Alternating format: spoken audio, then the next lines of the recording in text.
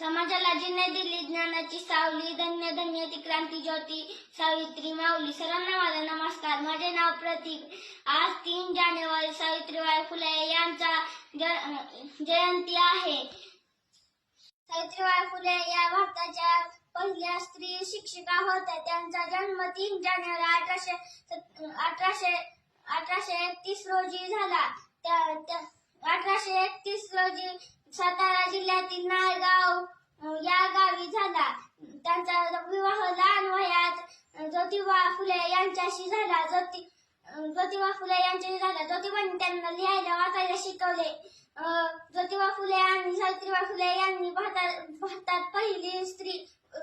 पहिली मुलींची शाळा काढण्याचा मान मिळवला. सावित्रीबाई फुले यांनी केशवपण, सतीप्रथा, बालविवाह इत्यादी वाईट प्रथांना विरोध केला.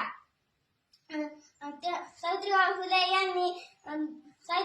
फुले यांनी 10 मार्च 1897 रोजी जगाचा शेवटचा निरोप घेतला.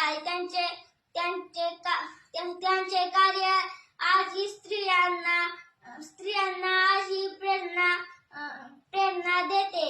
या महान क्रांती ज्योती तसेच ज्ञान ज्योती सावित्री